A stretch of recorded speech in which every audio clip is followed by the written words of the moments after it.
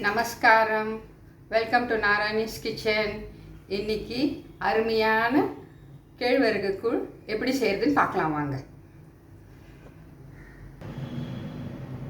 ஒரு கிண்ணத்தில் 2 கப் கேழ்வரகு மாவு, முளைக்கட்டின கேழ்வரகு மாவை சேர்த்துருக்கேன். அதுக்கு 3 பங்கு தண்ணி போட்டுக்கலாம்.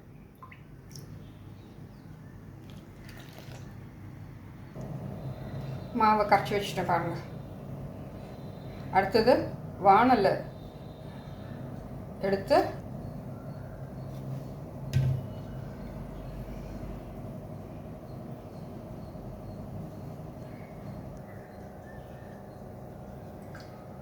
மூணு பங்கு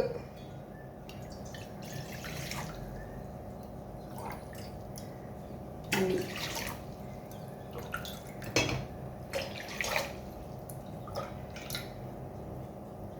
2 கப்புக்கு 6 டம்ளர் தண்ணி ஊற்றுறேன்.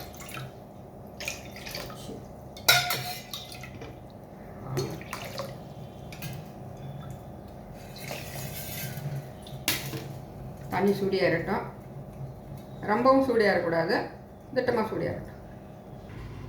லைட்டாக சூடியாருன்னா போதும். தண்ணி லைட்டாக பபுள்ஸ் இருக்குது பாருங்கள், அது போதும். இப்போது கரைச்சி வச்சுருக்கிற கேழ்வரகு மாவு அதில் ஊற்றிடலாம்.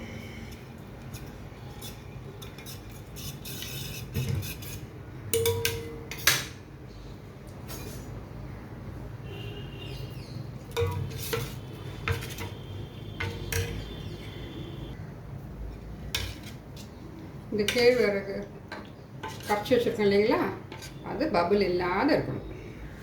இப்போ ஊற்றிக்கின்ற வேண்டியது தான்.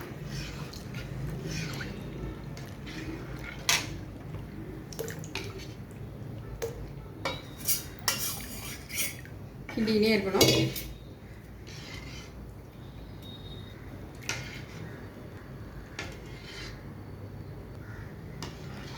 வெந்துன்னு வருது பாருங்க.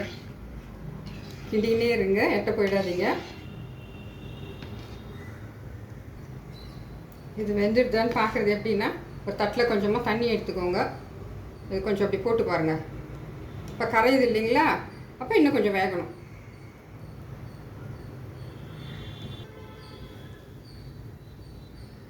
நான் 2 ஸ்பூன் உப்பு சேர்த்துருக்கேன்.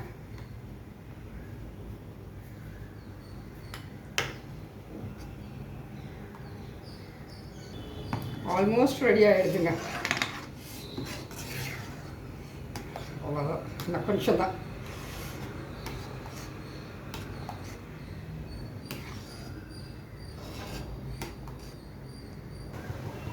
பபுள் வந்துடுது பாருங்கள், வெந்து போச்சு. கொஞ்சோண்டு தட்டில் தண்ணி வச்சு அப்படி பாருங்கள், அப்படியே நிற்கிதுங்களா.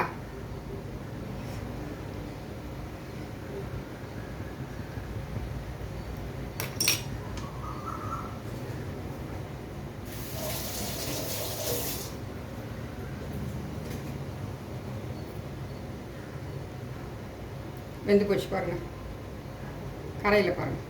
அதான், அவ்வளோதான், ரெடி. இப்போ நம்மளுக்கு தேவையான தயிர் சேர்த்து ஆறட்டோன்னா தயிர் சேர்த்து கலந்து வச்சு சாப்பிட வேண்டியது.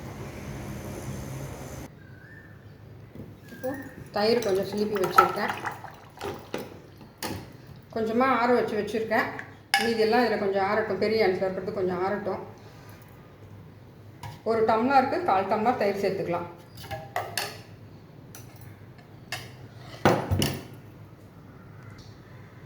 இந்த பதத்தில் இருந்தால் போதும்.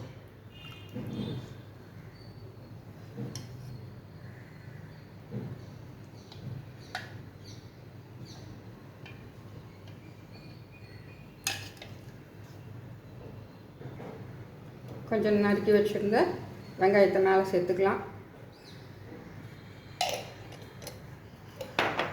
கேழ்வரகு கூழ் ரெடி. லைக் பண்ணுங்கள், ஷேர் பண்ணுங்கள், சப்ஸ்கிரைப் பண்ணுங்கள், பெல் பட்டனை கிளிக் பண்ணுங்கள். Thank you.